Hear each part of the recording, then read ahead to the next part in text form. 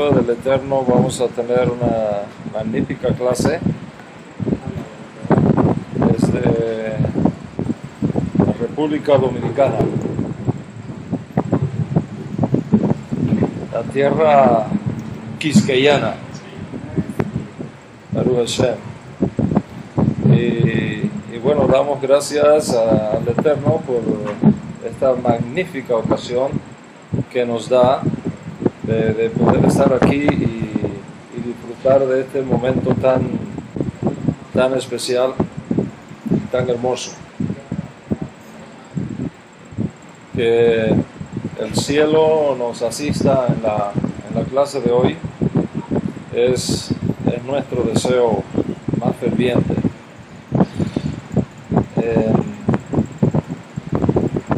Vamos entonces a prepararnos para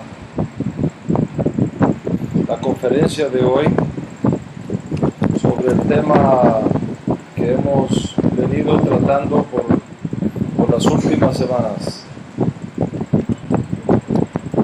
Y creo que ustedes acá han podido seguir esa serie tan importante, ¿verdad? Y bueno, si el Eterno permite, pues lo vamos a disfrutar en la clase de hoy también. Eligiendo tu judaísmo. La parte 7 o séptima de esta interesante serie. Les voy a pedir a todos que se alisten y con la ayuda del cielo vamos a ir adelante con la clase de hoy. No sin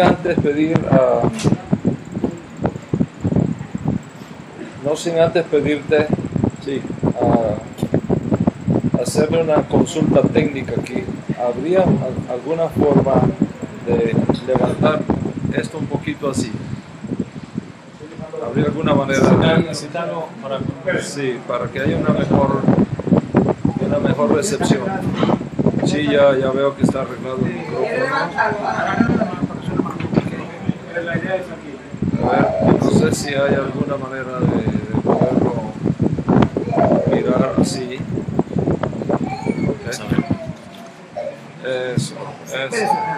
Eso es una buena idea. Ahí está bien. Sí, eso es. Ahí está perfecto. Muy bien, ahí está muchísimo mejor. En Dominicana todo se resuelve. O se le busca la vuelta. Bueno, saludos a New York, Miami, Europa, que está de pie, esperando la conferencia de hoy. Y bendecimos al Eterno por esta magnífica oportunidad que nos da.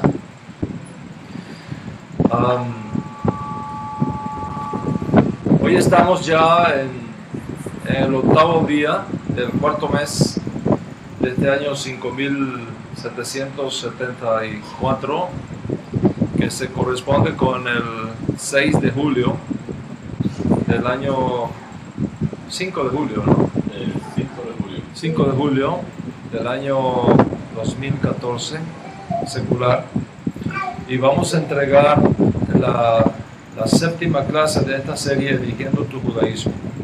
Y como he dicho en conferencias previas, es importante que si tú no has escuchado las clases anteriores, hagas todo el esfuerzo necesario por recibir esas clases y asistir a esas clases que todavía están en la librería de www.toradiario.org.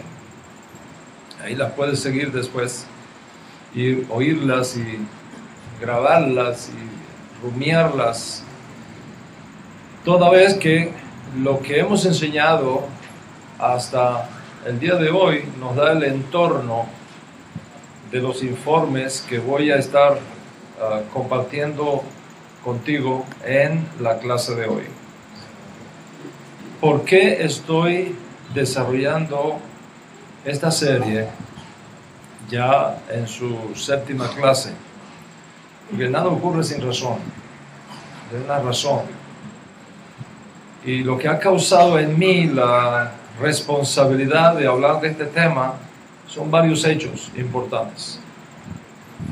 En primer lugar, las campañas montadas por algunos que antes eran nuestros amigos y ahora se han vuelto nuestros adversarios por nuestra firme posición con respecto de Yeshua como Mashiach, asunto que no es negociable para nosotros.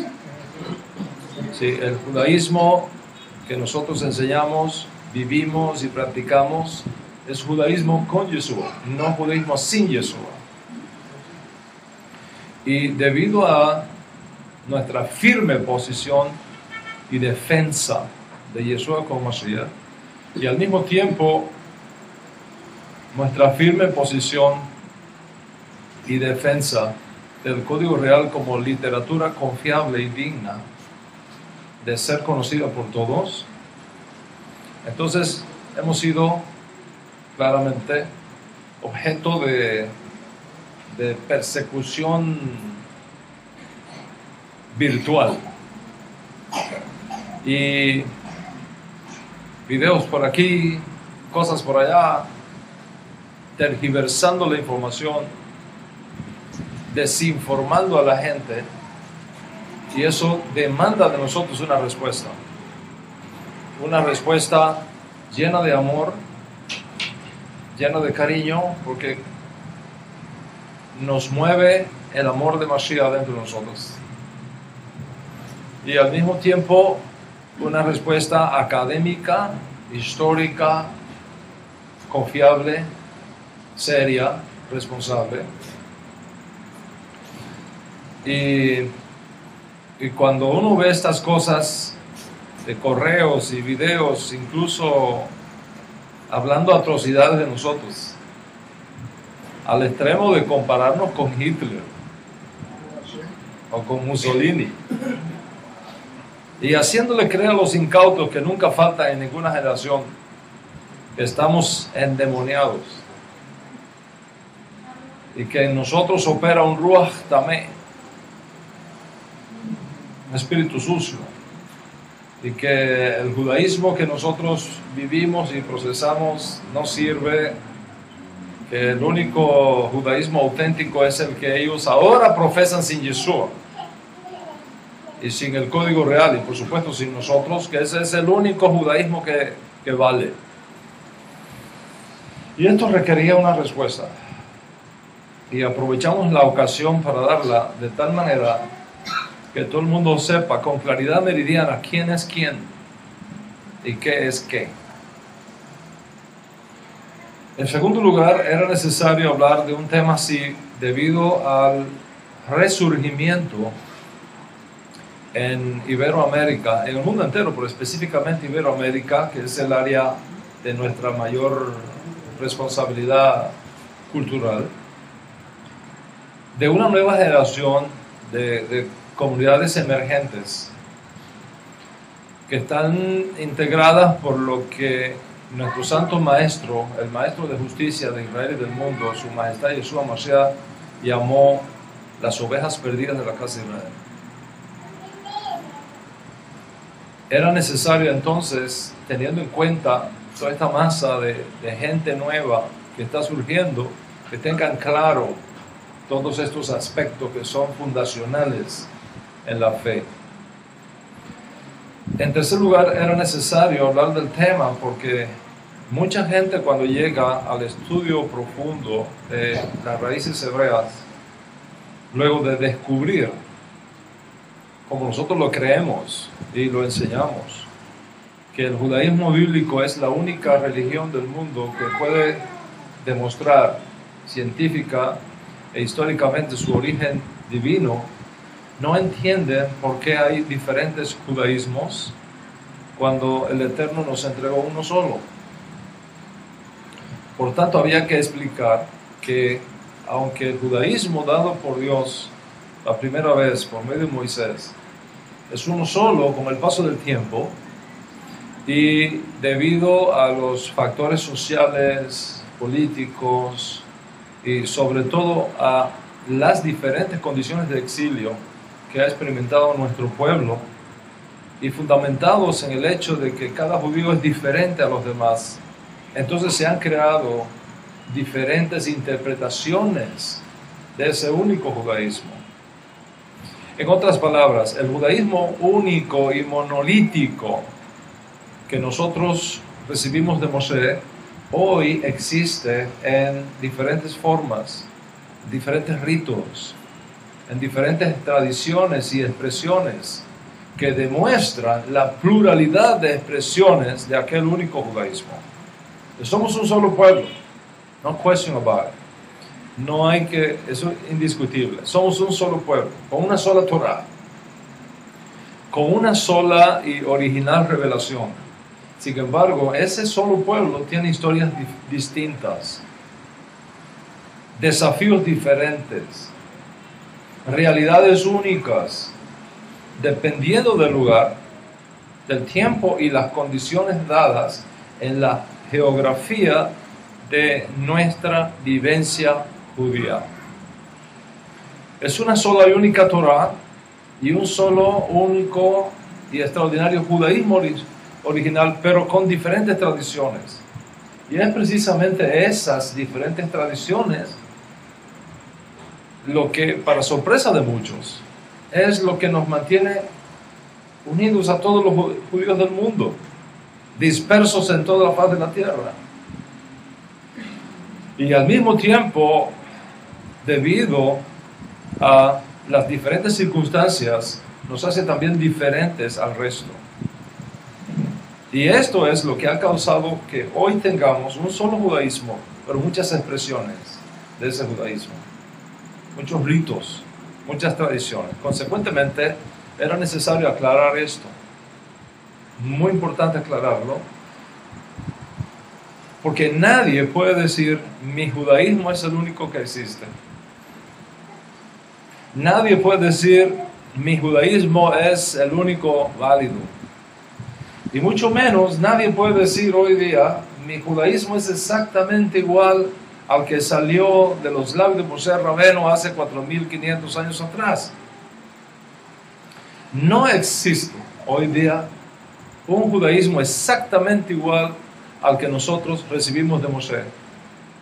No existe. ¿Por qué? Porque nuestras condiciones han cambiado. Y por lo tanto hemos tenido que hacer innovaciones.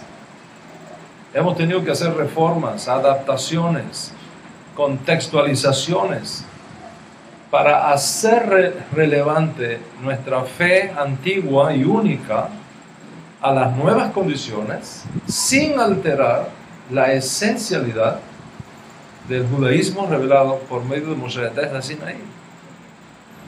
Y esos cambios explican las diferencias en términos de costumbres, en términos de prácticas y ritos que marcan la belleza pluralista del judaísmo que nosotros hemos recibido. Y eso se ve en todo. En la forma como la gente se viste, en la forma como el judío, dependiendo de su origen, tiene costumbres alimenticias que son únicas. Todo es kashrut, pero hay expresiones que son diferentes.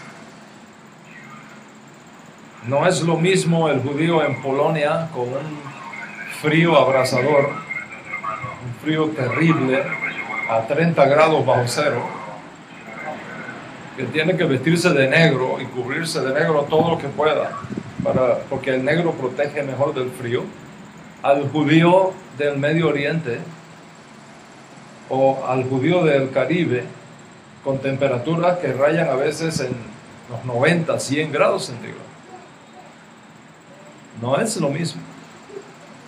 Máxime cuando 2, 3, 4, 5, 6 siglos, 10 siglos atrás no había aire acondicionado.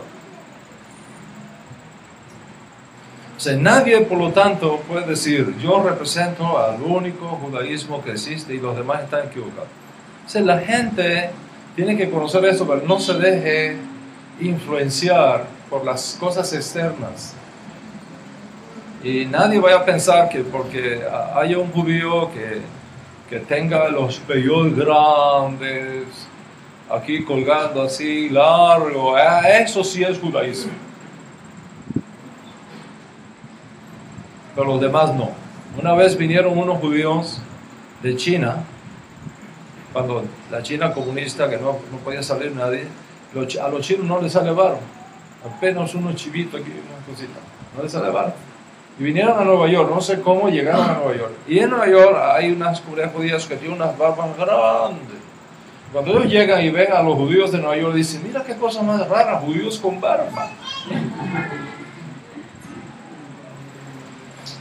Nadie puede decir, yo represento al único judaísmo que existe y los demás están equivocados. Y pensar que ahora, aquí en el Caribe, tú tienes que vestirte de negro, de pies a cabeza, porque eso es lo que tú ves a veces en las fotos, en los videos, que es el auténtico judío. Y ahora tú piensas que tienes que vestirte así en las condiciones climáticas totalmente diferentes que el judío de Polonia, o de la Siberia, o de Ucrania. ¿No te entiendes lo que estoy hablando? Amén. Eso es sumamente importante para no ser ridículos y estar anacrónicos y volvernos irrelevantes. Los otros días estaba yo en Israel y estaba orando en la parte de adentro del muro, donde a mí me gusta ir más. Estaba sentado allí cuando de pronto me encuentro a un joven que había sido estudiante mío hacía 5 años, 6 años atrás. Estaba vuelto un judío Chabad, pero completico, Chabad de pura cepa. Y entonces me mira y me dice, Rabí, ¿qué tiempo hace que no lo veo? Míreme, soy judío, ¿no? Le dije, no luces judío, luces Chabad.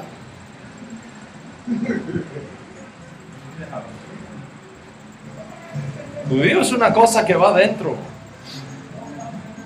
no es por fuera. Yo te puedo, es fácil volverte judío por fuera. Si yo me paso contigo 3 meses aquí, te puedo hacer un judío por fuera fácil. Te puedo enseñar a ponerte tefilín en 10 minutos, tú sabes cómo ponerte tefilín. Y simplemente no te dejo que te peles y en 3-4 meses tienes unos pellos grandísimos. Grandísimos. ¿Eso te hace judío? ¿Y sigues robando en tus negocios? ¿Sigues engañando? ¿Sigues maltratando a tu mujer? ¿Sigues sin pagarle a tus hijos la subvención mensual que la ley te demanda? ¿Sigues mintiendo? ¿Sigues albergando odio en tu corazón? ¿Rechazo hacia los demás? ¿Qué es lo que te hace judío?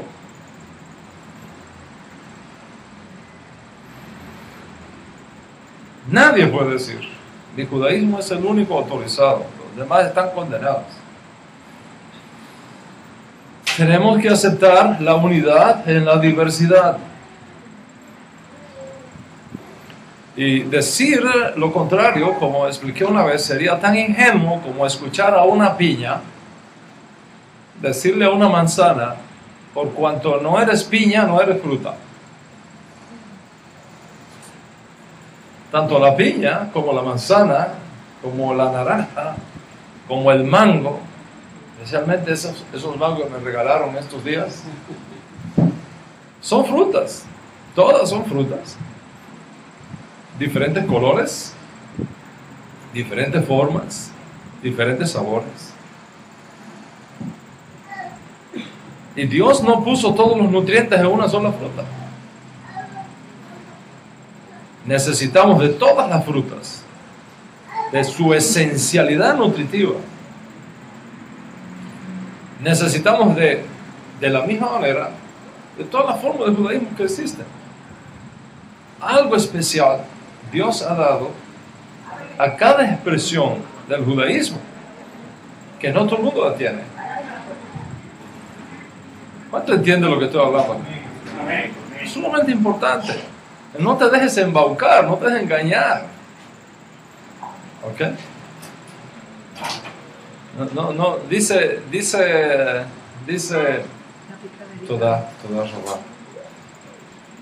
Dice nuestro santo maestro a través de los escritos de su más aventajado discípulo, dice, tienen apariencia de piedad, pero por fuera, tienen apariencia de piedad, pero con sus actos la niegan.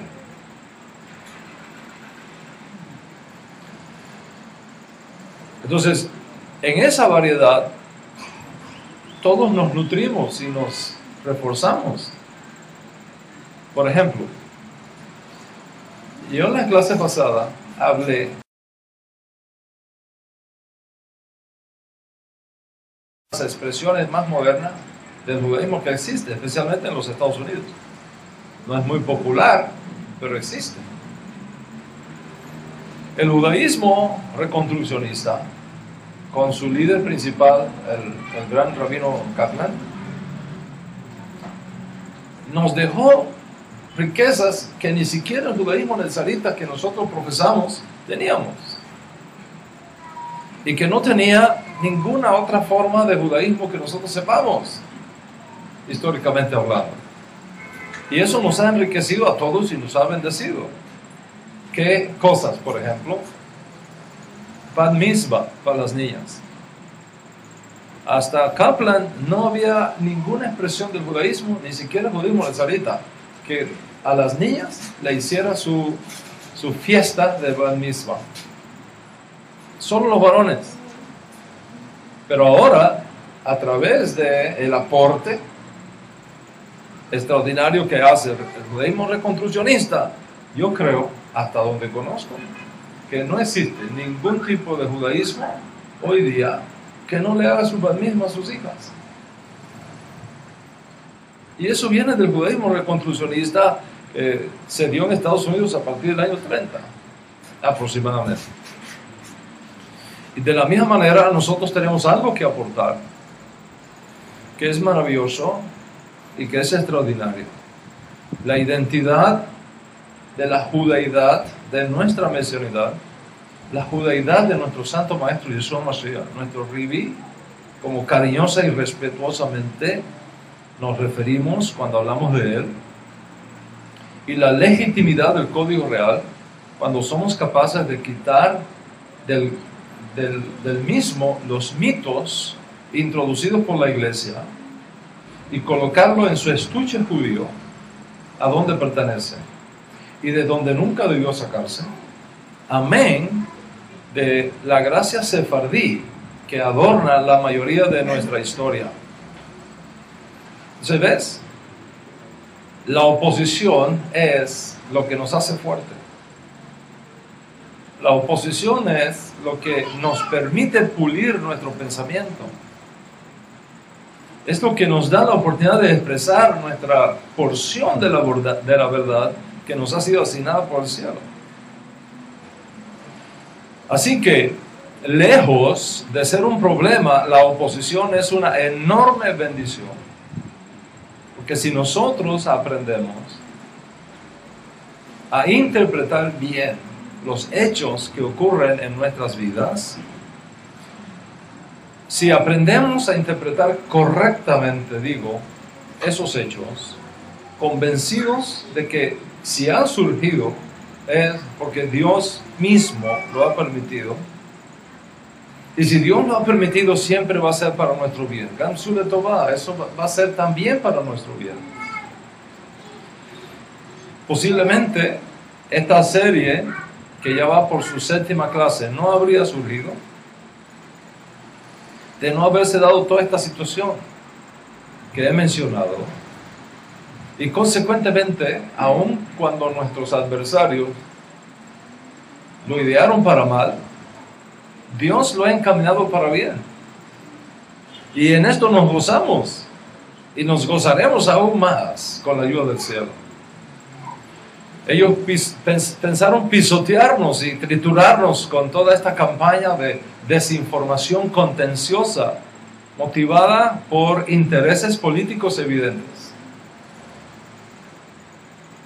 Yo quiero que ustedes sepan muy bien que la mayoría de los videos y correos que andan por ahí por la web hablando tonterías y basura, toxinas espirituales contra el judaísmo nazarita, contra nuestra alianza incluso, y contra mi persona, pues ya sabes, la figura central, el target, ¿no? de todo esto. La mayoría de las personas que se están dedicando a esto lo hacen por fines políticos. En otras palabras, ellos una vez estuvieron de alguna manera conectados conmigo. Fueron mis estudiantes, fueron mis discípulos. Y ahora se ha hecho su conversión en el judaísmo que ellos llaman ortodoxo. Pero como estaban conectados conmigo, tienen que demostrarle a los que le dan los papeles de conversión que de verdad se han desligado totalmente. Entonces, ¿cómo lo hacen? Hablando tonterías y basuras en contra de nuestro judaísmo, en contra del código real, para demostrarle a ellos, oye, sí, estoy bien convertido, ¿ves? Estoy bien convertido. No tengo nada que ver con ellos. Como dijo Kefa, yo no tengo nada que ver con ese hombre. No es el mismo, es el mismo espíritu, no es nada nuevo. Es el mismo espíritu. Le tienen miedo a los rabinos. Esa es la verdad. Vamos a hablar claramente aquí. Le tienen miedo a los rabinos. Porque le tienen pánico que le quiten los papeles. Y no les permitan hacer aliyá. O si están en Israel, los expulsen de Israel. O te pongan en la lista negra. Y todas esas cosas que los rabinos por consideraciones políticas hacen hoy día. ¿Cuánto entiende lo que estoy hablando? Entonces, a esas cosas ni le presten atención, porque están hechas bajo coerción. Están hechos bajo manipulación. Están hechos bajo chantaje incluso.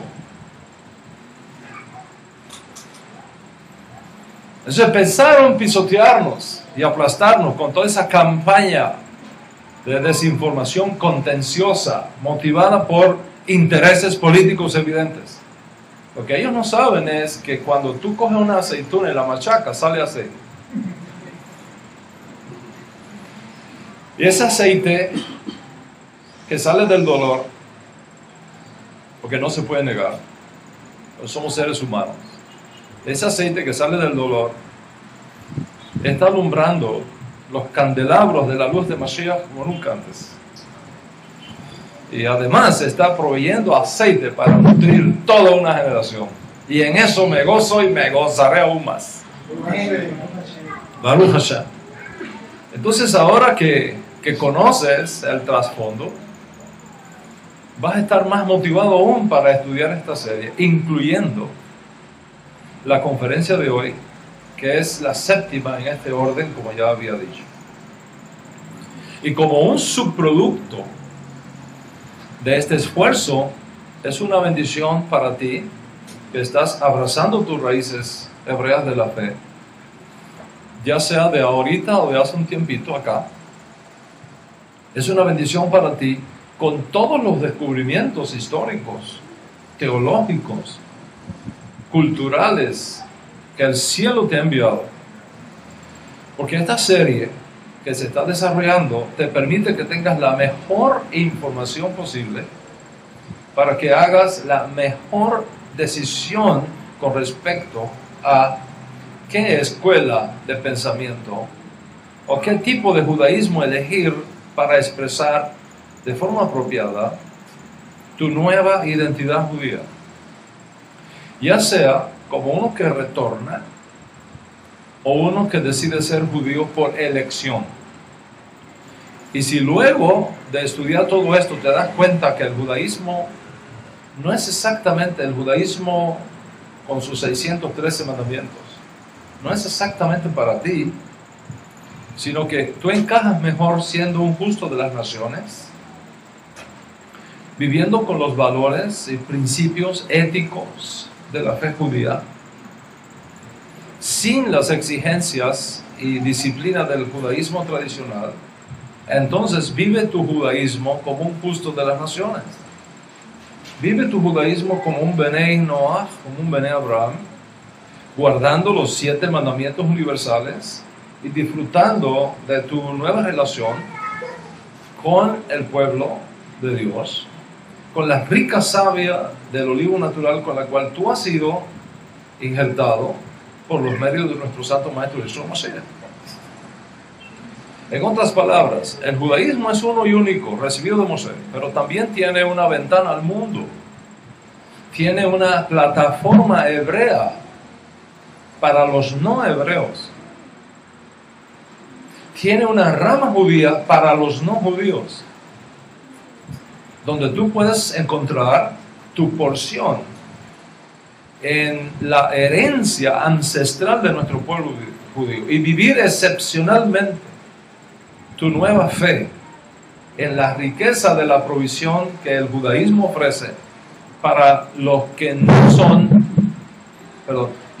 son biológicamente judíos o que todavía no sienten que deben dar el paso de hacerse judíos por elección, sino vivir como justos de las naciones, con todos los derechos, con todos los privilegios, con todas las responsabilidades.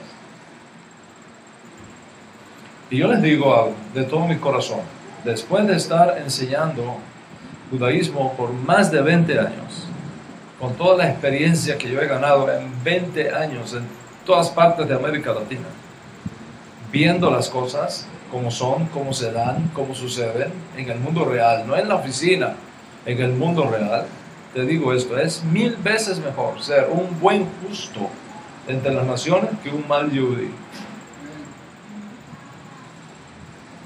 1000 veces mejor ser un buen justo de las naciones que un mal judío.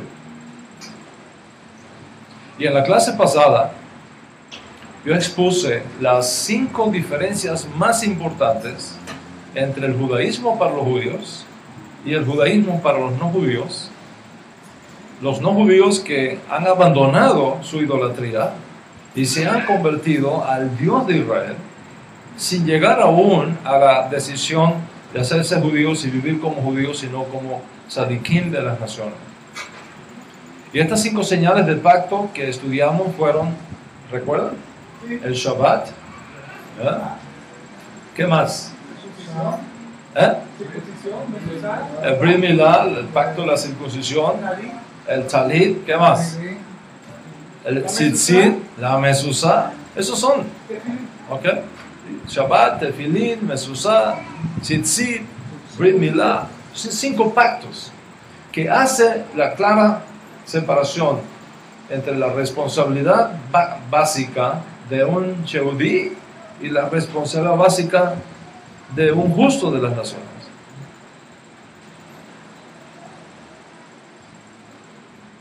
Yo dije también que si un justo de las naciones en un momento determinado de su vida quiere hacerse judío y guardar estas 5 señales del pacto, y nosotros vemos que su motivación es pura y que vive los preceptos universales, los 7 preceptos universales con todas sus derivaciones, probado que entiende bien los requisitos, los riesgos y las implicaciones del ser y vivir como judío, y además comprende la realidad de que posiblemente se va a traer sobre sí el subproducto que ha marcado la historia de nuestro pueblo en términos de persecución y antisemitismo, como el que impera hoy en el mundo, y aún así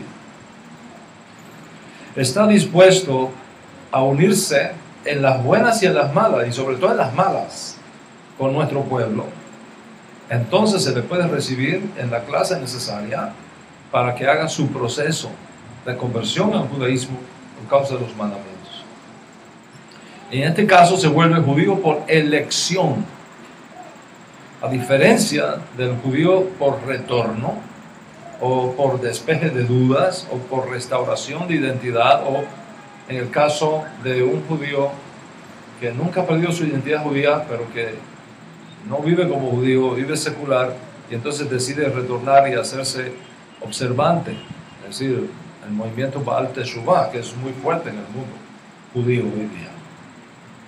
Como ves, se demanda de ti que has abrazado las raíces hebreas de tu fe con como dije, con todos los descubrimientos históricos, teológicos, culturales que el cielo te ha enviado, que tú tengas la mejor información disponible para que hagas la mejor decisión posible con respecto a qué escuela de pensamiento o qué tipo de judaísmo elegir para expresar de forma apropiada tu nueva identidad, sea como uno que retorna o sea como uno que decide ser judío por elección o como un gusto de las naciones.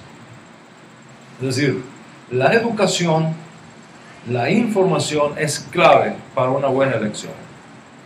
Para elegir bien, tú tienes que tener el mejor conocimiento posible acerca de todas las opciones que tenemos por delante.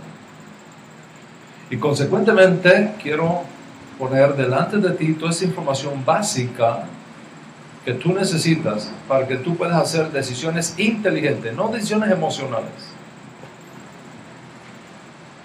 No decisiones porque alguien te está presionando. No decisiones por intereses políticos. Porque hay muchos que, debido a las circunstancias culturales y sociales y económicas que viven, están haciéndose judíos para irse para Israel y recibir las bondades de los beneficios de la ley de retorno y vivir casi un año sin pagar casa, sin tener que trabajar, comiendo y viviendo del pueblo judío, que bondadosamente facilita eso a los nuevos inmigrantes. Y después que te comiste toda esa, después que se comen toda esa porción que el gobierno da, entonces se le acabó la gasolina, ya no son más judíos. Yo siempre he dicho, si Dios le llama a usted a hacerlo ya, irse a vivir a Israel como judío, no vaya a Israel esperando que el gobierno le ayude. Tenga una buena profesión, tenga un buen negocio y váyase a Israel a aportarle a Israel. No a chuparle, a aportarle a Israel. Aquí vengo yo como judío y aquí traigo mi empresa, aquí traigo mi profesión, aquí vengo a dar, no a recibir. Porque más grande es el que da que el que recibe. ¿Cuánto entiende lo que estamos hablando acá? Eso es muy importante esto. Yo conozco gente que se va a Israel, después de estar viviendo un año de gratis allá, se regresa otra vez a sus países, a sus negocios. No, yo pasé un año de vacaciones en Israel. ¿Qué es eso? Entonces, es mi deber poner delante de ti toda esta información para que tú hagas decisiones inteligentes, responsables y consecuentes con la fe. Y basado en lo que hemos estudiado hasta aquí, tenemos entonces el judaísmo único que recibimos de Moshe, con sus diferentes interpretaciones que las hemos estudiado históricamente hasta nuestros días, todas sus tradiciones y formas. Y tenemos entonces el judaísmo tradicional, el judaísmo ortodoxo, el judaísmo ultra ortodoxo, tenemos el judaísmo hasídico, tenemos el judaísmo reformista, tenemos el judaísmo conservativo, masorti, tenemos el judaísmo reconstruccionista, tenemos combinaciones de todo esto, ¿ok? Ultra conservativo, ¿ok? Tenemos judaísmo caraíta y tenemos judaísmo samaritano. ¿Cómo vamos a llamar a todo esto? Unidad en la diversidad. Esa es la palabra correcta, unidad en la diversidad. Entonces sabe y entiende que hoy día el judaísmo único recibido de Moisés existe en varias corrientes, en varias sectas, en varias tendencias. Y en la conferencia pasada yo hice algunas preguntas lógicas que la gente me ha hecho a lo largo de estos 20-25 años de servicio ininterrumpido, enseñando las raíces hebreas de la fe en nuestra grande y hermosa Iberoamérica. Y esas preguntas de reflexión han sido: ¿por qué yo no elegí al judaísmo ortodoxo. Yo no soy judío ortodoxo. No soy judío ortodoxo. Y no soy judío ultraortodoxo. No soy, el judaísmo que practico no es judaísmo hasídico. No es conservativo. No es caraíta. No es samaritano. No es judaísmo secular o humanista. Y te dije que para ser transparente contigo, te mostré por qué, una conferencia donde te enseñara por qué elegí el judaísmo que profeso. Y cómo, a lo largo de estos 25 años, otras personas en otros lugares de Iberoamérica, muchas personas en Iberoamérica, se han identificado con ese judaísmo. Y nos hemos unido porque los iguales buscan los iguales. Nos hemos unido para formar una alianza internacional que existe desde Europa hasta la Argentina. Y de la cual ustedes aquí son parte de ella. Baruch Hashem. O sea, yo te dije que para ser transparente contigo te iba a mostrar por qué elegí este judaísmo. Y con la mira, y no los otros. ¿Ok? Y con la mira de establecer una respuesta lógica, académica, inteligente, razonable a esta elección, primero es necesario identificar ese judaísmo que he elegido para mí. Y eso es lo que nos coloca justamente en la plataforma adecuada para la continuación de esta serie con la clase de hoy. O sea, en la clase previa yo te revelé el nombre del judaísmo que profesamos, los que estamos unidos en la alianza, o sea, el judaísmo netzarita. Y te dije que ese nombre viene de dos fuentes. Viene del Tanaj, es decir, de la Torá, de los profetas, de los escritos sagrados, los salmos, ¿okay? Y viene también del testimonio del Código Real, popular e incorrectamente conocido como Nuevo Testamento. Y precisamente para no dejar lagunas en el camino, en la clase pasada te expliqué por qué nosotros, los judíos nezaritas, no usamos la nomenclatura de Antiguo Testamento y de Nuevo Testamento. No usamos eso en nuestro vocabulario nezarita. A veces tenemos que usarlo en ciertos contextos para que la gente entienda de qué estamos hablando, hasta que aprendan de nuestro vocabulario. Y expuse con bastante cuidado la falacia de la teología del reemplazo y la ineficacia de la teología de la transferencia como híbridos antisemitas que no tienen ningún fundamento y que no tienen ningún futuro, y que poco a poco la gente pensante, la gente intelectual de América Latina y del mundo está cada vez más descubriendo las debilidades y las falsedades de esas teologías.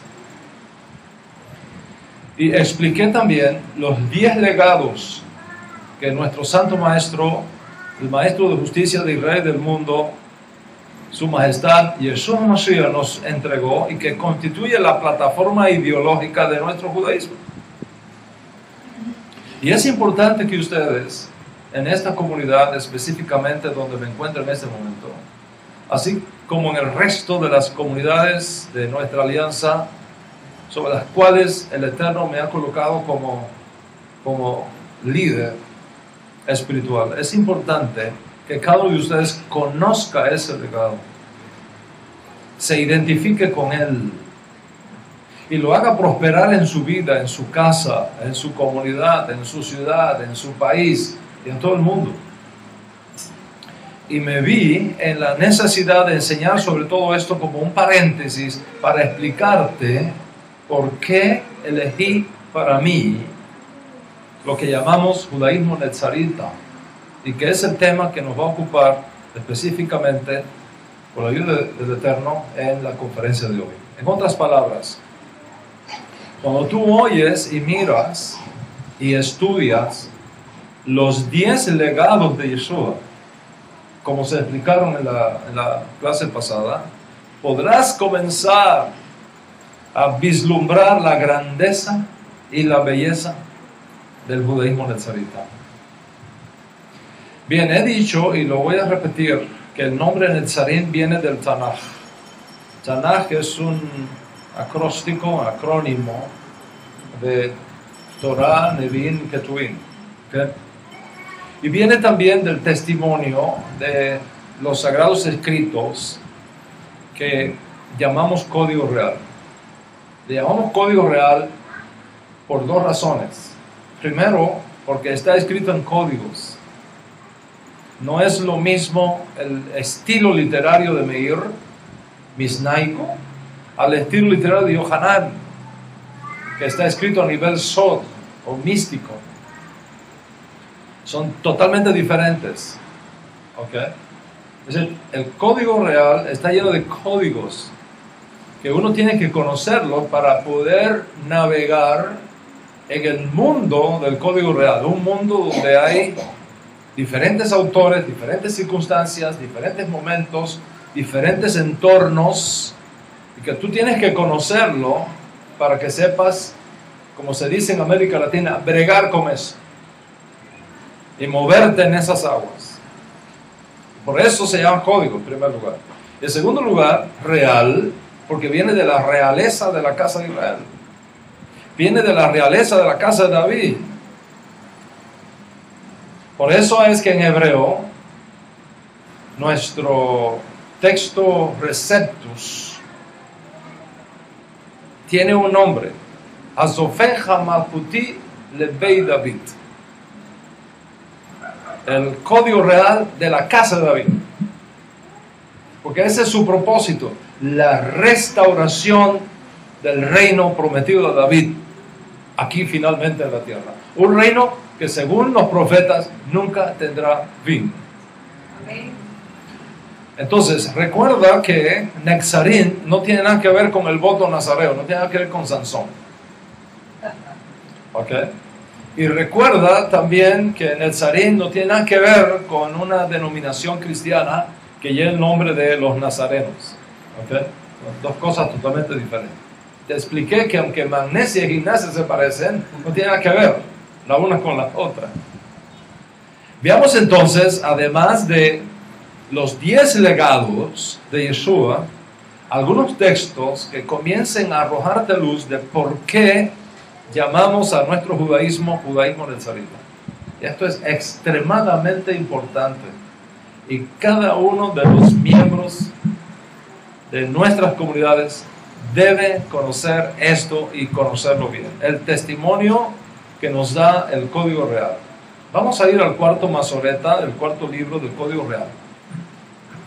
Nos dice que cuando el tercero, el tercer libro del Código Real, el tercer Masoreta, nos dice que cuando los padres de Yeshua, Joseph y Miriam, regresaron de Egipto con el bebé Yeshua, en vez de irse a vivir a Belén, donde el niño había nacido, se mueven a la Galilea, a una pequeña comarca escondida en la Galilea, muy insignificante, donde no había presencia romana, ni tampoco presencia reconocida del malvado Arquelao, hijo de Herodes el Grande, enemigo de los judíos y enemigo de la casa de David. Y era evidente que allí habría mucho menos riesgos de ser alcanzado con las locuras de Arquelao. Arquelao era peligroso, era un tipo psicópata, quien estaba empleando el título de rey de Judea que había heredado su padre y que de hecho para esta época lo estaba negociando con Roma. Y este Arquelao le estaba cortando la cabeza a todo sospechoso de ser un heredero legítimo del trono de David, como ya había hecho su padre Herodes. Imagínate que Herodes se casó con una judía, Herodes el Grande, su padre, se casó con una judía para legitimizar su estatus. Pero aún así, él sabía que él no era judío, era idumeo, no judío. Y tuvo varios hijos con Miriam, la judía. Cuando él descubre que Miriam es descendiente de la casa de David y que sus hijos, en su mente, podían ser herederos al trono de David, ¿qué hizo? Los mató a todos. A sus propios hijos, los mató. Porque no quería que nadie le hiciera sombra. Eso es típico de las mentes criminales que tienen poder político. No quiere que nadie le haga sombra. Todo el que le hace sombra lo elimina. O sea, Arquelao era de esta naturaleza. Además, Nazaret o Nazaret no tenía mucha historia. Era un lugar poco conocido. No tenía allí nada que llamara la atención. De hecho, de allí no había salido nadie que pudiera haber hecho relevante aquel pueblito. Cuando hablas de Nazaret, en las traducciones cristianas de Nazaret, habla de la ciudad de Nazaret. Eso es un error. Nazaret no era ninguna ciudad. Lo que pasa es que en hebreo, ir, se da a diferentes traducciones dependiendo del contexto. Ir puede significar aldea, pueblito. Okay. Pero como ese concepto no está en el griego lo que aparece es polis, pues tradujeron al griego polis. Y entonces la gente tiene la tendencia a pensar que Nazaret era una ciudad muy importante, muy grande. En Nazaret vivían 4 gatos. Nazaret era un caserío, un pueblito, tal vez 50, 60 familias, si acaso. Por tanto, el lugar no era atractivo. ¿Okay? Grupo de campesinos, mayormente ignorantes, que no tenían más que el conocimiento mínimo, tal vez para leer la Torah en público. Por tanto, el área no tenía fama intelectual. Nadie se interesaría ir allí. Y eso constituyó precisamente lo mejor que los padres de Yeshua consideraron. Sería apropiado para protegerlo de la paranoia política de este gobernante judeano que ahora estaba en la silla de mando. O sea, al considerar estas cosas y otras más que les voy a decir después, definitivamente creemos que fue la propia Shekhinah quien dirigió a la familia real ubicarse estratégicamente en Nazaret o Nazaret. Y por otro lado, recuerda que antiguamente era costumbre identificar a las personas importantes no por el apellido. El apellido es una invención relativamente moderna, sino más bien por el nombre de su padre o por el lugar donde nació o donde fue conocido. Así, por ejemplo, nosotros tenemos que el rabino Nachman, nieto del Baal Shem Tov, se conoce más como Nachman de Breslov. ¿Por qué? Porque está haciendo referencia a esa ciudad rusa de Breslov o Breslev, donde se dice que él nació. De la misma manera, como Yeshua se crió en la aldea de Nazaret o Nazaret, se le conoce como Yeshua min Nazaret o Yeshua de Nazaret. O sea, el judaísmo nazarita tiene que ver con el judaísmo que vivió, con el judaísmo que practicó y con el judaísmo que enseñó Yeshua min Nazaret. Y esto es muy significativo para nosotros. Piensa en esto. Si Yeshua nació realmente en Betlehem, helenizado Belén, No, olvídate, Belén es helenización, es Bet-Lehem.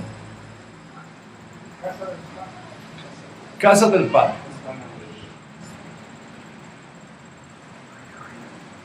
Donde nació David. Según la tradición, David nació en Bet-Lehem.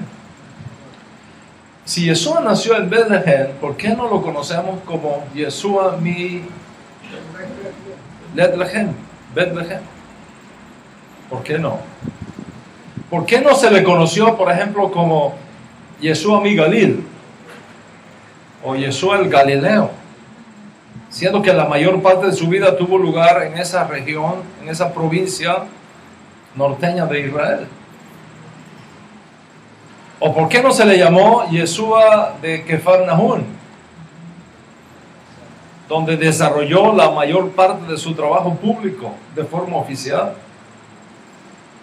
¿Por qué el Código Real insiste en identificarlo como Yeshua min Nazaret, o Yeshua de Nazaret, o el Nazareno, como se le relacionaba, relacionándolo, conectándolo con lo menos importante de Israel, lo que menos servía en Israel, tanto en lo particular del pueblito como en lo general de la provincia de Galilea? Vamos a aprender un poco de esto colocándole el contexto. Nosotros sabemos de la discusión que hubo con respecto a Yeshua en Jerusalén. Se discutía si Yeshua era profeta o no era profeta. Y al enterarse que era de la Galilea, un líder le dice a otro: escudriña y ve que de la Galilea nunca se ha levantado ningún profeta. De hecho, los profetas mismos llamaban a Galilea, Galilea de los gentiles. Galilea fue vista como una tierra donde se mezclaron lo santo con lo profano, lo puro con lo impuro, la luz con las tinieblas, en los tiempos de la monarquía dividida. Asunto que ustedes conocen bien.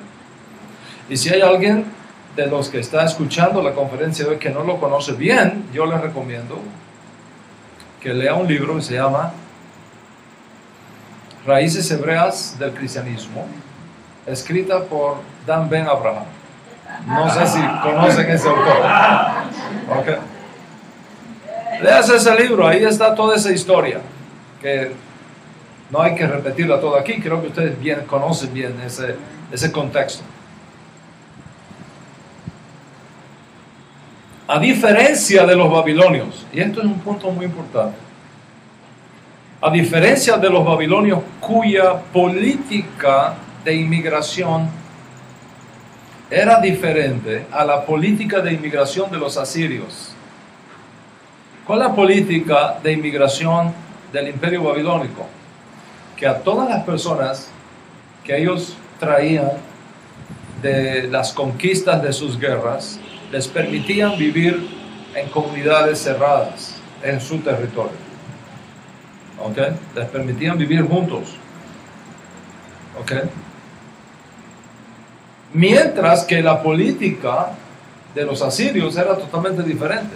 La política inmigratoria o migratoria de los asirios era la asimilación. Es decir, los obligaban a casarse unos con otros, con la mira de hacer desaparecer completamente la identidad de los vencidos.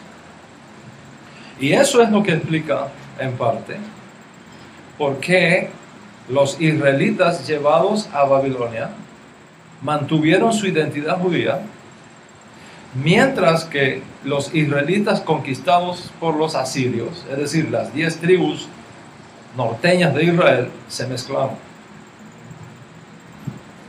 Por tanto, los israelitas del norte perdieron su identidad judía, en primer lugar por todas las cosas que ocurrieron allí a partir de los cambios introducidos por Jeroboam I, primer rey del norte de Israel, que a la postre fueron conquistados por los asirios con la caída de Samaria aproximadamente el año 725 antes del nacimiento de Jesús. ¿Qué hicieron los asirios? Siguieron con su política migratoria, trajeron asirios para que se casaran con algunos israelitas del norte que dejaron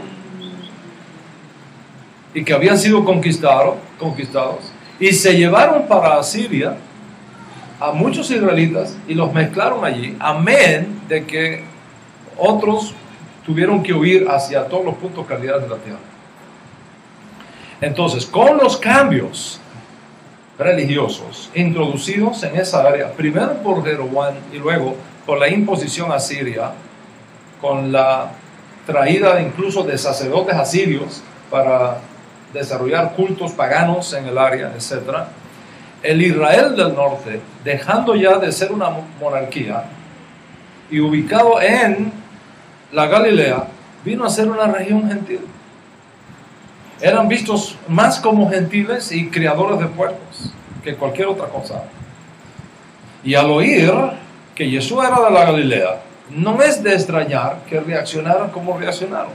Escudriña y ve que de la Galilea no se levanta ningún profeta. Claro, si ellos hubieran investigado bien, habrían descubierto al menos dos cosas importantísimas. ¿Cuáles son esas dos cosas? Primero, que el hombre en discusión no había nacido en la Galilea, había nacido en Judea, y no en cualquier lugar de Judea, en la ciudad de David. Y en segundo lugar, si hubiesen averiguado un poco más, habrían descubierto que se había profetizado que una gran lumbrera se iba a levantar precisamente en la Galilea de los gentiles. En efecto, dijo el profeta Isaías, tierra de Zabulón y tierra de Neftalí, Galilea de los gentiles. La tierra que estaba rodeada de tinieblas vio gran luz. Y los que estaban en sombra de muerte, luz les resplandeció. Estaba profetizado entonces que allí donde las tinieblas del paganismo se introdujeron en Israel, una gran luz iba a aparecer. Esa luz que se vio en Génesis capítulo 1 y que fue luego escondida para el tiempo futuro. Esa luz que procede del alma de aquel que dijo, yo la luz he venido al mundo para que todo el que habita en tinieblas sea iluminado. Esa luz que salió de la Neshama de aquel que dijo, yo soy la luz del mundo y el que me sigue no andará en tinieblas. Ve entonces la relación entre Galilea de los gentiles, una región de sombra de muerte, y la profecía de Isaías diciendo, el día vendrá cuando allí va a levantarse, Dios va a levantar allí una gran luz. Y Jesús ahora en esa misma región diciendo, yo soy la luz. Es decir, ¿cuál es el mensaje? Yo soy esa luz profetizada por Isaías. En esta región de sombra de muerte está apareciendo esta luz. ¿Cuántos comienzan a hacer sus conexiones mentales en tu GPS profético? En tu GPS profético. El Código Real nos da más información. Al comienzo mismo del servicio a Dios iniciado por Yeshua, un judío le dice a otro amigo judío, hemos hallado al Mesías, del cual habló Moisés y los profetas, Yeshua min Nazaret, Yeshua de Nazaret. ¿Cómo reaccionó ese otro discípulo? De Nazaret puede salir algo bueno. Vea la mala fama que tenía Nazaret. Ahora piensa en esto. Toda esa amiversión y todo ese rechazo natural que tenía Nazaret se habría evitado si estos amigos le dicen a Natanael, hemos hallado al Mesías prometido por Moshe y por los profetas, a Yeshua de Betlehem. Si hubiesen dicho de Betlehem, todos los problemas se habrían evitado. Sin embargo, dijeron Yeshua min Nazaret, con todos los riesgos que eso implicaba. ¿Por qué lo hicieron? Yo creo que ya muchos de ustedes comienzan a intuir por qué. Ya vamos a ver eso más adelante con la ayuda del Eterno. Espero que esto que acabo de decirte te vaya indicando por qué llamamos a nuestro judaísmo nazareno y no judaísmo galileo o judaísmo betlegiano. Okay. El Código Real nos da más informes. Un día el maestro visitó la región cercana a Decápolis, la región oriental del imperio en aquella zona, en esa provincia. Las famosas 10 ciudades gentiles que estaban bajo la jurisdicción de uno de los descendientes de Herodes el Grande y que ahora, según el historiador Plinio el Viejo, conocemos todos los nombres de esas ciudades. Una de esas ciudades era Gadara. Y un hombre por esa zona, nos dice el Código Real, estaba sufriendo de enajenación mental, producto de la influencia que ejercía sobre él una legión de demonios, de Sheidim, que le estaban controlando la mente y la conducta. Cuando Yeshua llega allí para sanar a este hombre, los Sheidim se le oponen, los demonios se le oponen. Y ustedes conocen, en máxime, si estuvieron en la clase esta mañana que dimos aquí, cómo es que operan las fuerzas ocultas del otro lado. Y conocían su identidad. ¿Qué le dijeron? ¿Qué tienes con nosotros? ¿Qué tienes que ver tú con nosotros? Le dicen a Jesús, ¿has venido a destruirnos? Sabemos quién tú eres. Tú eres Yeshua de Jerusalén. No. Tú eres Yeshua de Capernaum. No. Tú eres Yeshua de Belén. ¿Qué le dijeron? Yeshua mi Nazaret. Los demonios. Tú eres Yeshua de Nazaret. Entonces, Yeshua aprovecha para matar 2 pájaros de un tiro. Destruye a los demonios y limpia de puercos la región.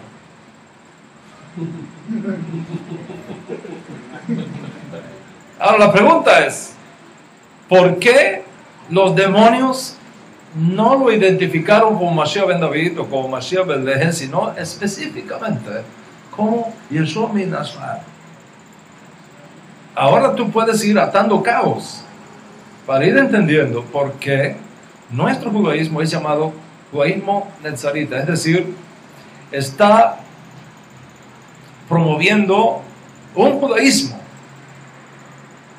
cuando finalmente será esta tierra limpia totalmente de puercos, es decir, de todo espíritu inmundo, de todo yeser hará, de toda calipó impura, de toda fuerza destructiva del otro lado.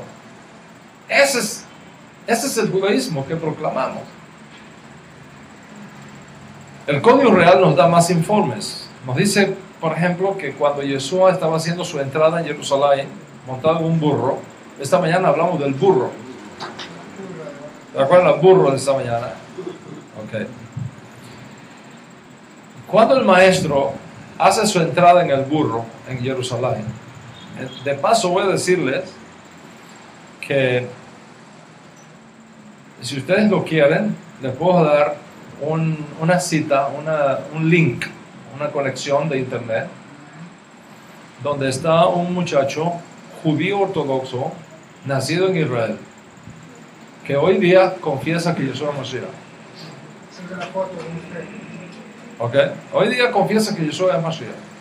Y todo se inicia en él cuando alguien le regaló un código real.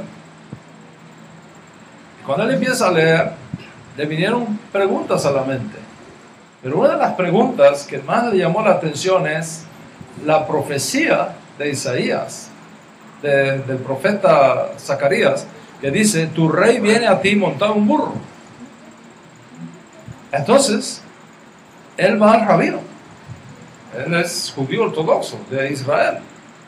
Nunca conoció cristianismo en su vida. no sabe nada de esto. Llega donde está su rabino, dice, rabino, tengo algunas preguntas que hacer. Sí, claro. Estoy un poco confundido con esta profecía de Zacarías capítulo 9.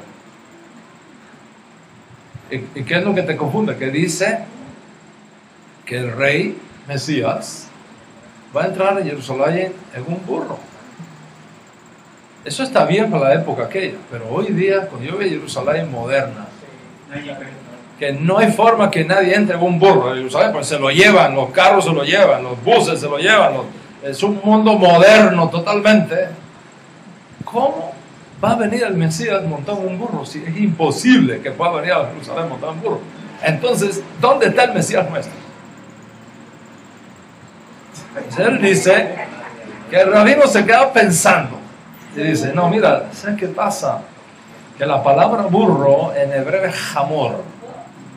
Jamor quiere decir algo que está atado a lo material. Entonces, de alguna forma material, va a entrar el Mesías a Jerusalén. Dice, esa pregunta no me quedó clara. Esa respuesta, dice, no me quedó clara. ¿Sí, verdad? Ok. Dice, esa pregunta no me quedó clara. Yo me quedé con esa duda. ¿Cómo va a ser el Mesías? Va a entrar en un burro en Jerusalén. Hasta que alguien me entrega el código real. Y yo leo por primera vez en mi vida que un hombre, un judío llamado Jesús, entró en un burro a Jerusalén. Digo, espérate un momento. ¿No será este el Mesías? El resto es historia. Hoy día él es un defensor de Yeshua en Israel. Cuando Yeshua, él cuenta toda la historia ahí, es un muchacho joven, tal vez unos 30 años, de nuestra generación. Ok. Solo si después me pregunta, le puedo dar el link para que puedan escuchar todo el testimonio. Es muy bonito. Sale una foto suya con él. Sale una foto suya con él en la página. Bueno, es interesante. Ah, es así, está en la página web. Está en la página web, lo pueden mirar ahí. Lo pueden mirar ahí. Él lo mandó a ese link por todos los Facebook. ¿Lo pasaron? Sí. Ok, ahí por ahí está. Ok. Esa foto que está ahí no es exactamente la de él, es de otro discípulo. Okay. Bueno, pero ahí van a ver la historia como él la cuenta. El caso es que cuando el maestro entra en Jerusalén en un burro, la gente comienza a proclamarlo el Mesías. Y le piden acción para eliminar completamente el yugo romano que estaba sobre la horta política de Israel en aquellos días. Hoshiana ben David, Baruch Haba, Beshen Adonai, okay. Hoshiana, Beshen Shammai, y todas esas palabras que ya sabemos. Y dice que toda la ciudad de Jerusalén se conmovió. Toda la ciudad de Israel se conmovió. Por cierto, un día estaba hablando de esta profecía con un amigo judío y la respuesta de él fue, bueno, ¿cuántos judíos no subían a Jerusalén en aquellos días montados en un burro? Entonces, ¿qué te hace pensar que era el Mesías? Y mi respuesta fue muy simple. Digo, ninguno conmovió a Jerusalén. Todos pueden entrar en un burro a Jerusalén, pero ¿quién conmovió la ciudad de Jerusalén como ese? O sea, cuando la gente preguntó quién es ese hombre que está conmoviendo la ciudad, ¿qué respuesta fue la que se escuchó? Yeshua mi Nazaret.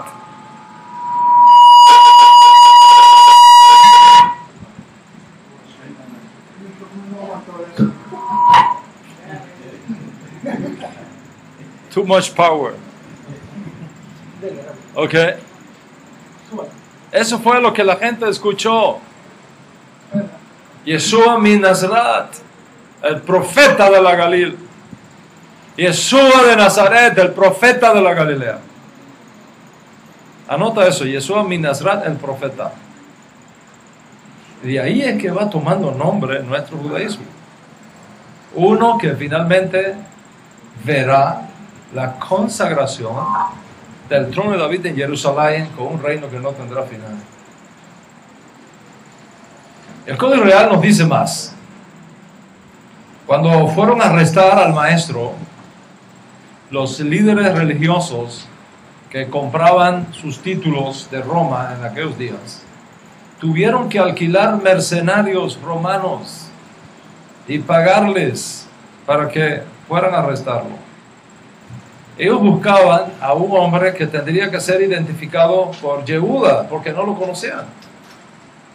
Y al encontrarse con un grupo de judíos en la zona de búsqueda, Yeshua mismo les sale al encuentro y les dice: ¿a quién buscan? Y la respuesta de ellos es: a Yeshua mi Nazaret, a Yeshua de Nazaret. Y en eso llega Yehuda y lo besa, y bueno, ya sabemos el resto de la historia. Vea cómo de forma consistente se identifica a Yeshua con el título de Nazaret, de Nazaret. Por eso es que llamamos a nuestro judaísmo, judaísmo nazarita. Para que sepas alrededor de qué figura, para que sepas alrededor de qué enseñanzas, y para que sepas alrededor de qué legado gira nuestro judaísmo.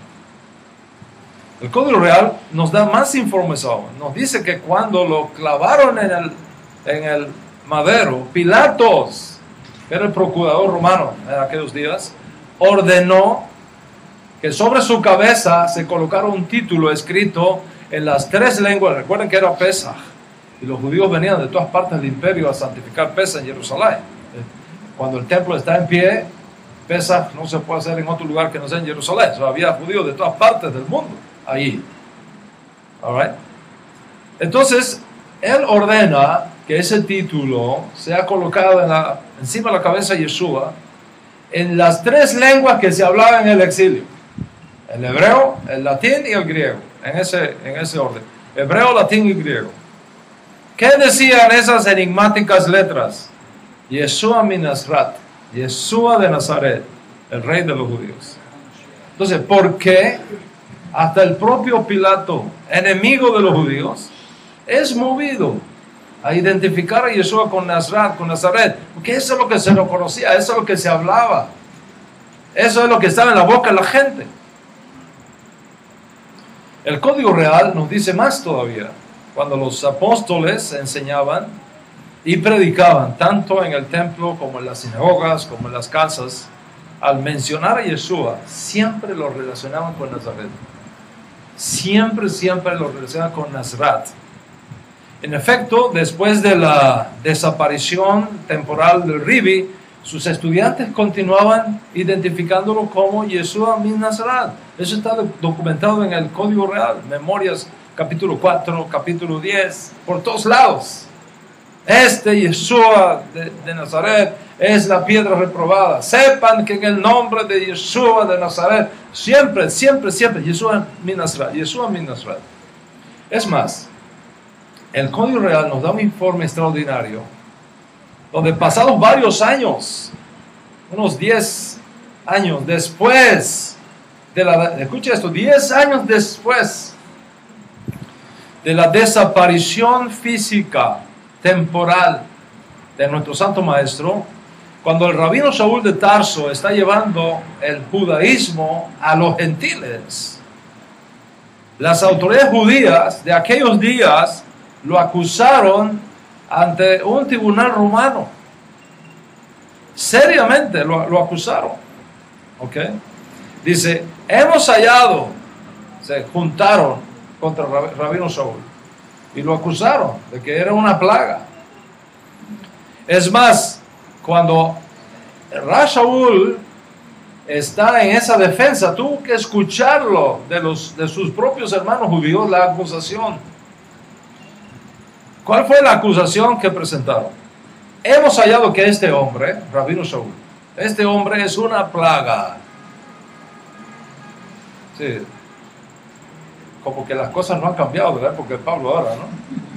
Este hombre es una plaga, promotor de altercados entre todos los judíos del mundo. Y ahora dice, cabecilla de la secta de los Netzarim. 10 años después, cabecilla de la secta de los Netzarim. Cabeza, líder. de la secta judía, los Netzarim. Entonces, observa que desde el mismo comienzo del servicio del Maestro, él fue identificado como Yeshua min Nazaret. Observa que después de su desaparición temporal, sus estudiantes le siguen llamando Yeshua min Nazaret. Observa que los judíos lo siguen identificando con Yeshua min Nazaret. Observa que para fines del servicio a Dios, realizado por el rabino Shaul, pasados ya los años 60, se conocían a los judíos que perseguían a Yeshua como la secta de los Netzarim. Recuerda, esto es importante. Y esto no tiene nada que ver con la palabra cristiano. La palabra cristiano se da fuera de Israel para referirse a creyentes de origen no judío que habían aceptado el judaísmo para los gentiles que proclamaba el rabino Saúl. Y fueron llamados cristianos no por los apóstoles. Fueron llamados cristianos no por el judaísmo netzarita. Fueron llamados cristianos como un apodo de la gente que hablaba griego en Antioquía de Siria. El movimiento inicial de Yeshua nunca fue conocido como cristianismo. Fue conocido como la secta judía llamada los Netzarim. La interpretación entonces de ese judaísmo único que nosotros recibimos de Moshe y que surge alrededor de la figura de Yeshua de Nazaret, con todas las tradiciones que resultan de su vida, de sus enseñanzas, de nuestro Santo Maestro, como está preservada por nosotros en los escritos de sus estudiantes originarios, es lo que ha dado pie al judaísmo que yo he elegido para mí, para mi casa, que es el judaísmo de nuestra alianza, el judaísmo netzarita. Este judaísmo es anterior al judaísmo talmúdico que surge por los años 450, después de Yeshua.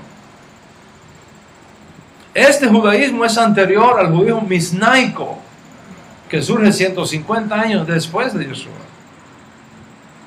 En otras palabras, cuando Yehuda el príncipe, Yehuda Anasí y sus asesores escriben la Mishnah a fines del siglo II después de Yeshua, ya el judaísmo netzarita existía. Antes del rabino Akiva, ya el judaísmo netzarita existía. El judaísmo netzarita es más antiguo incluso que el judaísmo que surge a partir de la destrucción de Jerusalén en el año 70 y que llevó a los intelectuales judíos de la secta de los fariseos que se guiaban por la halajá del rabino Hillel a redefinir el judaísmo y reformarlo e innovarlo para que pudiera funcionar sin templos, sin el Estado judío, sin sacrificios, sin sacerdotes, sin profetas, sin reyes. Asunto que ya explicamos en clases pasadas. Por lo tanto, el judaísmo nuestro existía antes del rabino Yohanan ben Zakkai, rabino que pactó con el año 70 con los romanos, con Vespasiano, para salvar su vida y los que estaban con él, y que logra que Vespasiano le firme un salvoconducto para escaparse a la ciudad de Yavne. Antes que Yohanan ben Zakkai existiera, ya existía el judaísmo nezarita. O sea, lógicamente el judaísmo nezarita es anterior al judaísmo mizrahi, es anterior al judaísmo sefardí, es anterior al judaísmo askenazí por cientos de años. Y por supuesto es anterior al surgimiento del cristianismo por más de 250 años. Y debido a su antigüedad, el judaísmo nezarita está más cercano a los hombres de la gran asamblea, más cercano a los profetas, más cercano a los ancianos, más cercano a Yahshua y más cercano a Moshe que el resto de los judaísmos que surgieron después de Yeshua. Y es por eso que en nuestro judaísmo se esconden halajot, costumbres y prácticas que son únicas, que son muy nuestras y que no necesariamente se encuentran en las formas más recientes del judaísmo que obedecen a circunstancias diferentes. ¿Cuántos están conmigo hasta aquí? Amén. Esto es extraordinariamente importante. El hecho de que nuestro judaísmo gire alrededor de la vida, enseñanzas e interpretación de la Torá que nos da Yeshua, nos conecta directamente con la casa de David. Tiene que ver con la nobleza de Israel y tiene que ver con la restauración del reino davídico finalmente aquí en esta tierra. Un reino que, como dije, no tendrá final. ¿Está conmigo hasta aquí? Ese es el judaísmo que nosotros tenemos. Miren su grandeza, su belleza, su riqueza, de la cual tenemos que sentirnos felices, orgullosos, identificados totalmente. Al mismo tiempo, no se nos pueden ir los humos para la cabeza y decir, el judaísmo, el único judaísmo que existe es el nuestro. ¿No? Es así. Okay. Hay un rabino de la época misnaica que dijo esto: cuando tú sales a la calle, debes de llevar 2 papeles en tu bolsillo derecho y en tu bolsillo izquierdo. Cuando te sientes que todo está mal, que tienes un día malo, ¿quién no ha tenido un día malo, verdad? Un día que todo se te enreda, todo está enredado. ¿No ha tenido usted un día de esos? Y un día que dice, mejor ni salir a la calle, todo lo que toco se daña. Mejor ni hablo hoy no, el masal no está para mí. Cuando eso te pase, saca ese papel del bolsillo para que leas, el mundo entero fue hecho para mí. Y eso te va a alegrar, te va a fortalecer. Pero dice este rabino, pero si tienes un día bueno, que todo te sale bien, cosa extraordinaria, maravillosa, te vienen las bendiciones una tras de otra, y piensas que eres el Dios del mundo, saca el bolsillo del papelito del bolsillo izquierdo y ahí hay una nota que dice, no soy sino polvo y cenizas. Y eso te va a dar un poco de equilibrio, para que no se nos vayan los humos para la cabeza.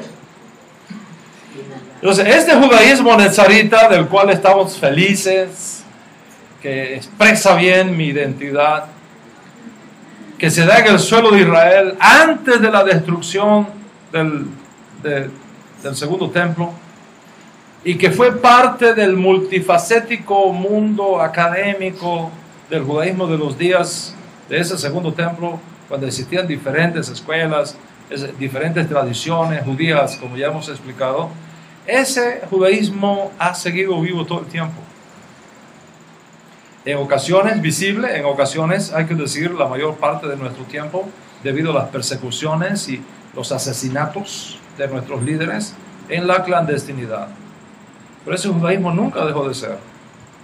Siempre ha permanecido y ahora está retoñando.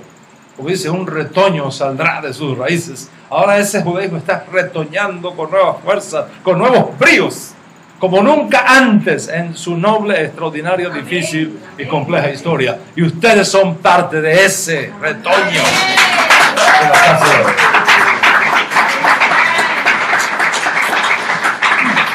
Quiero decirte que cuando Yeshua fue retirado de nosotros temporalmente, Él no nombró ningún sucesor.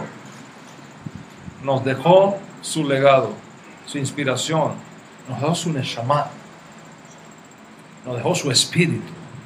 Y sus estudiantes originarios formaron todo un cuerpo de autoridad halágica bajo su autoridad. La autoridad de Yeshua, quien los había ordenado, quien les había concedido la esmijá, quien les había dicho, ustedes tienen toda mi autoridad para decidir qué se permite y qué no se permite.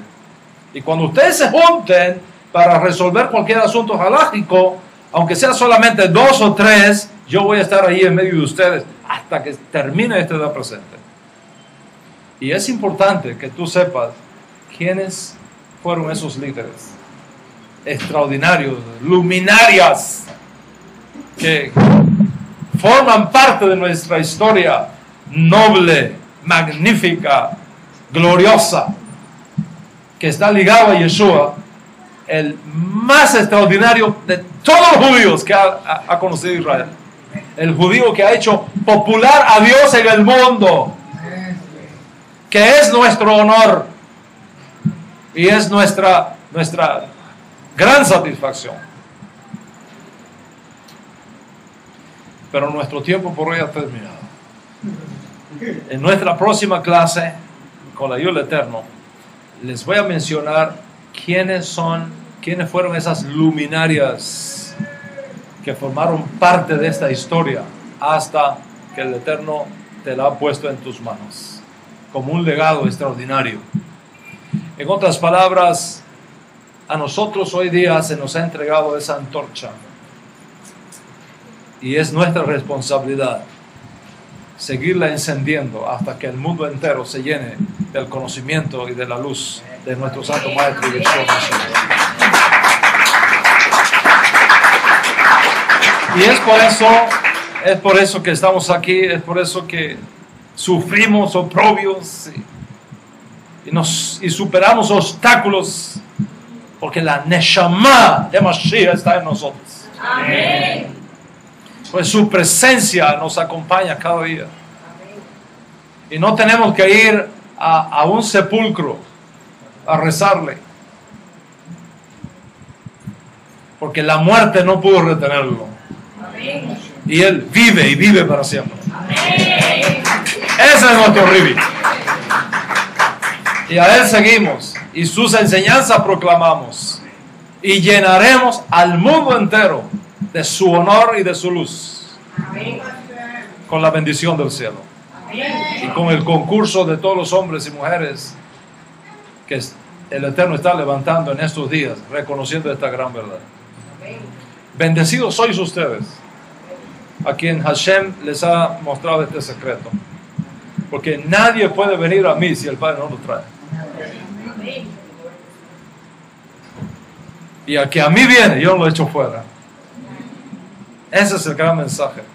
Y Jesús dijo, si yo fuera levantado, a todos atraeré a mí mismo. A todos voy a traer a mí mismo. Si yo fuera levantado. No solamente hablando de la forma que iba a morir, en sentido pashat, sino en otro sentido más extraordinario todavía. El día que yo sea enseñado al mundo como lo que realmente yo soy. Y el día que mis enseñanzas sean proclamadas en el mundo entero para testimonio a todas las naciones de lo que realmente yo enseñé, entonces todos van a correr a mí, porque van a reconocer mi belleza, van a reconocer que no viene por mí mismo, sino que Hashem mismo me envió. Amén. Como fue anunciado por los profetas. Amén. Me duele mucho, y tengo que reconocerlo, me duele muchísimo que muchos de nuestros hermanos que estuvieron con nosotros hoy se han ido a un judaísmo donde no está Mashiach, donde no está Yeshua. Me duele mucho que han cambiado a Yeshua por un gallo blanco.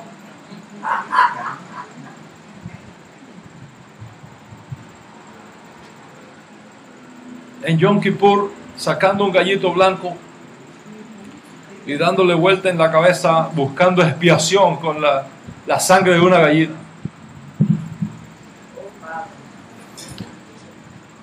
Me duele mucho, ciertamente. Y aquellos que un día estuvieron con nosotros, hoy nos han abandonado.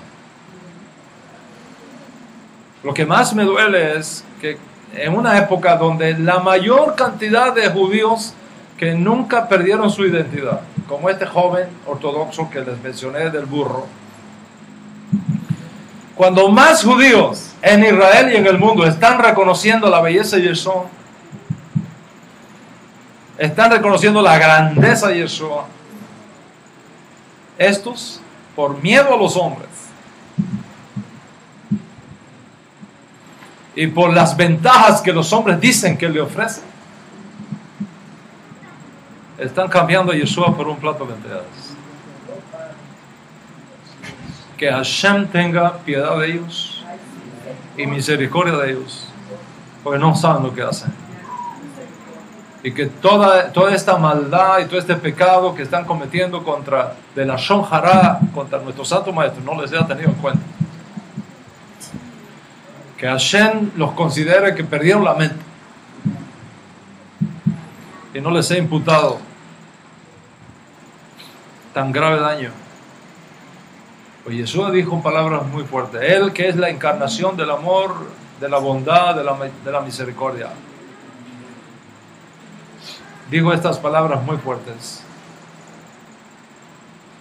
El que me niega a mí en esta generación perversa, midá que no es midá, yo le voy a negar delante de mi Padre que está en los cielos.